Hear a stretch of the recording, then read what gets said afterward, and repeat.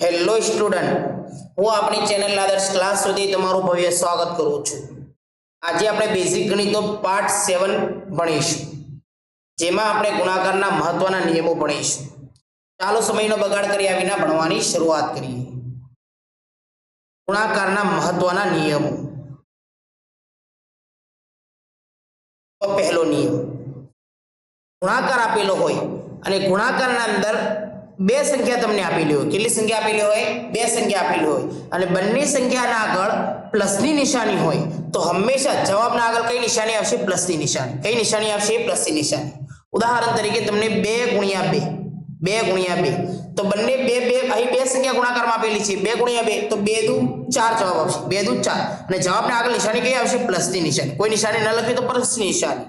એવી રીતે બીજો નિયમ, જો તમને ગુણાકારના અંદર બે સંખ્યા આપેલી હોય અને બંને સંખ્યાના આગળ તમને માઈનસની નિશાની આપેલી હોય, કઈ નિશાની? માઈનસની નિશાની। ઉદાહરણ તરીકે તો જવાબના આગળ નિશાની કઈ થઈ જશે? પ્લસ થઈ જશે। બે સંખ્યા આપેલી હોય, બંને સંખ્યા આગળ માઈનસ હોય તો જવાબના આગળ નિશાની કઈ આવશે? પ્લસની નિશાની। ઉદાહરણ તરીકે -2 ગુણ્યા -2 તો અહીં બે નિશાની ગુણાકારમાં બે સંખ્યા આપેલી છે તમને, 2 દુ કેટલા થશે? 4 પણ જવાબના આગળ નિશાની કઈ આવશે? પ્લસની નિશાની। કઈ આવશે? પ્લસની નિશાની। જો તમને આગળ શા માટે આવું થતું હોય છે હું તમને આગળ સમજાવીશ। ત્રીજો નિયમ, તમને ગુણાકારના અંદર 3 સંખ્યા આપેલી છે, ગુણાકારમાં કેટલી સંખ્યા આપેલી છે? 3 સંખ્યા આપેલી છે, જેમાં બે સંખ્યા આગળ પ્લસ છે અને એક સંખ્યા આગળ માઈનસ છે તો જવાબ કેવો આવશે? માઈનસ જવાબ। કેવો જવાબ આવશે? માઈનસ જવાબ। ઉદાહરણ તરીકે જુઓ, 2 ગુણ્યા -2 આ રીતે તમને 3 સંખ્યા આપેલી છે, બે સંખ્યા ધન છે અને એક સંખ્યા માઈનસ છે તો 2 દુ 4 4 દુ 8 થશે પણ 8 કેવા?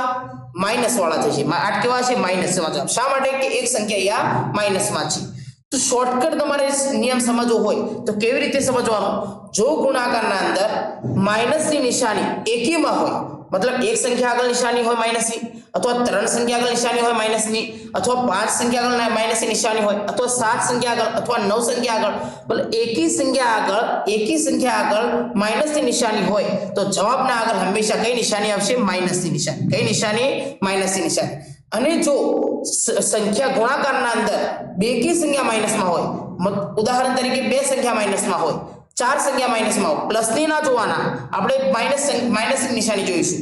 બે સંખ્યા માઈનસ વાળી હોય, 4 સંખ્યા માઈનસ વાળી હોય, 6 સંખ્યા માઈનસ વાળી હોય તો જવાબ હંમેશા કેવો થઈ જશે? ધન થઈ જશે। કેવો થઈ જશે? ધન।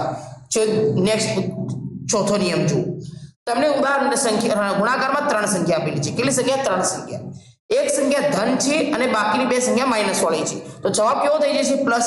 શા માટે? કે બે સંખ્યા માઈનસ વાળી આવી, કેટલી સંખ્યા? બે સંખ્યા માઈનસ વાળી। ઉદાહરણ તરીકે 2 ગુણ્યા -2 તો અહીં 2 દુ 4 4 દુ 8 પણ 8 કેવા આવશે? જવાબના આગળ 8 કેવા આવશે? ધન આવશે। શા માટે? તો અહીં બે સંખ્યા માઈનસ વાળી છે, બેકી સંખ્યા માઈનસ વાળી છે તો જવાબ કેવો થઈ જશે? ધન થઈ જશે। એવું પાંચમું ઉદાહરણ જુઓ, પાંચમો નિયમ, તમને ગુણાકારમાં 4 સંખ્યા આપેલી છે, કેટલી સંખ્યા આપેલી છે? 4 સંખ્યા, જેમાં બે સંખ્યા આગળ પ્લસ છે, બે સંખ્યા આગળ માઈનસ છે તો આપણે પ્લસ વાળી તો જોશું જ નહીં, પ્લસ વાળી તો આપણે જોઈશું જ નહીં સંખ્યા, આપણે માઈનસ વાળી સંખ્યા જોઈશું। માઈનસ વાળી કેટલી સંખ્યા છે? અહીંયા બે સંખ્યા છે તો જવાબ કેવો થઈ જશે? ધન થઈ જશે। કેવો થઈ જશે? ધન। ઉદાહરણ તરીકે -2 +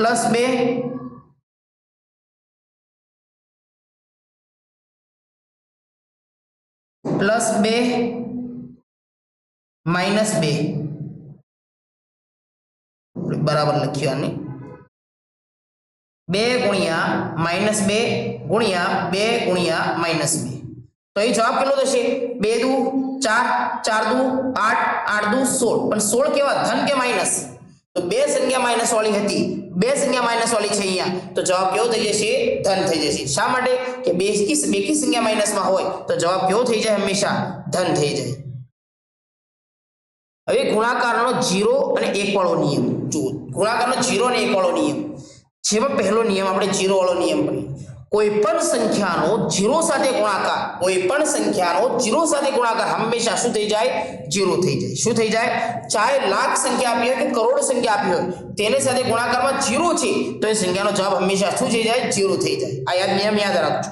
બીજો નિયમ ગુણાકારનો, કોઈપણ સંખ્યાનો ગુણાકાર એક સાથે થાય, કોઈપણ સંખ્યાનો ગુણાકાર એક સાથે થાય તો એ સંખ્યા એમ જેવી હતી તેમને તેમ લખાશે। જે 688 ગુણ્યા 1 છે તો જવાબ કેટલો આવશે 688 જ આવશે કેટલો આવશે 688 હવે આપણે ઉદાહરણ લઈએ ઉદાહરણ ભણીએ જેમાં પહેલું એક્ઝામ્પલ જો પહેલો ક્વેશ્ચન 8 ગુણ્યા 5 8 પંચા 40 8 પંચા 40 જવાબ આપણે 40 આવ્યો પણ ધન આવશે કે માઈનસ તો જવાબ કયો થઈ જશે ધન શા માટે કે બે સંખ્યા ધન વાળી છે તો જવાબ હંમેશા માઈનસ વાળી સંખ્યા જ દઈએ તો જવાબ ધન આવશે બીજું જો ઉદાહરણ 7 ગુણ્યા 3 7 તરી 21 અને જવાબ કેવો થઈ જશે હંમેશા ધન કેવો થઈ જશે ધન શા માટે કે બંને સંખ્યા અહીં કોઈ માઈનસ વાળી સંખ્યા છે જ નહીં નેક્સ્ટ એક્ઝામ્પલ જો 5 ગુણ્યા 6 तो 6 पंचा કેટલા થશે 5 6 30 25 માઈનસ આવશે કે ધન આવશે બોલો તો એક કેટલી સંખ્યા માઈનસ વાળી છે બે સંખ્યા માઈનસ વાળી છે તો જવાબ શું થઈ જશે ધન થઈ જશે તો જવાબના આગળ કઈ નિશાની આવશે પ્લસ ની 2 ગુણ્યા 8 તો 8 દુ 16 ને જવાબના આગળ કઈ નિશાની આવશે અહીં બે સંખ્યા માઈનસ વાળી છે તો જવાબ કેવો થઈ જશે ધન નેક્સ્ટ ઉદાહરણ જો 15 ગુણ્યા 10 ગુણ્યા -6 આપણે ત્રણ સંખ્યા વચ્ચે આપણે ગુણાકાર કરીએ છીએ તો ત્રણ સંખ્યા તો 15 એ દાન 150 ને 150 ગુણ્યા 6 કરીશું તો 6 ગુણ્યા 0 તો કેટલો જવાબ થશે 0 થઈ જશે કોઈ પણ સંખ્યાનો 0 સાથે ગુણાકાર 0 6 પંચા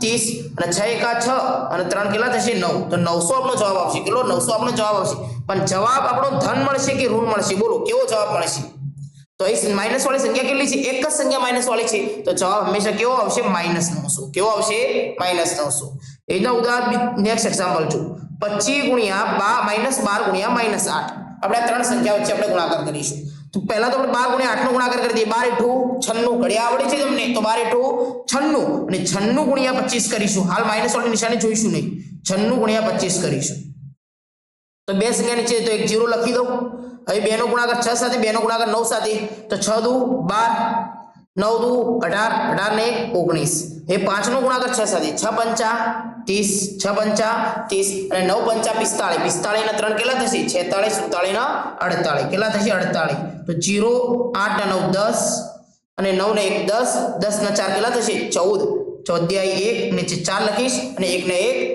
2 તો 2400 આપણે જવાબ મળ્યો કેટલો જવાબ મળ્યો 2400 પણ 2400 ધન મળશે જવાબ કે માઈનસ નિશાની જવાબના તો કઈ નિશાની મૂકું બોલો તો અહીં કેટલી સંખ્યા માઈનસ વાળી છે બે સંખ્યા માઈનસ વાળી છે અને બેકી સંખ્યા માઈનસ માં હોય તો જવાબ કેવો થઈ જાય ધન થઈ જાય કેવો હોય તો પ્લસ ની નિશાની જવાબના આગળ આવશે નેક્સ્ટ એક્ઝામ્પલ જો 5 ગુણ્યા 2 ગુણ્યા 3 ગુણ્યા 4 5 દુ 10 10 તરી 30 અને 30 ગુણ્યા 4 કરીશું કેટલો થશે 30 ગુણ્યા 4 તો 4 નો ગુણાકાર 0 થશે 0 અને 4 દુ 8 4 તરી 12 120 જવાબ જશે 120 જવાબ આપણો થશે પણ 120 માઈનસ વાળો જવાબ આવશે કે ધન આવશે બોલો તો એ કેટલી સંખ્યા માઈનસ વાળી છે 1 ના 2 બે સંખ્યા માઈનસ વાળી છે તો બેકી સંખ્યા માઈનસ માં હોય તો જવાબ કેવો થઈ જાય ધન થઈ જાય કેવો થઈ જાય ધન એટલે જવાબના આગળ પ્લસ ની નિશાની આવશે આપણે સરવાળા ધન વાળી તો સંખ્યા જોઈશું જ નહીં અહીં ત્રણ સંખ્યા વચ્ચે ગુણાકાર છે 6 ગુણ્યા 4 ગુણ્યા 1 તો 6 ચોક 24 અને 24 એકા 24 તો જવાબ 24 આવશે પણ ધન કે માઈનસ બોલો તો કેટલી સંખ્યા માઈનસ વાળી છે બે સંખ્યા માઈનસ વાળી છે અને બે સંખ્યા માઈનસ વાળી હોય તો જવાબ કેવો આવે ધન જ આવે કેવો આવે તો 24 ધન આવશે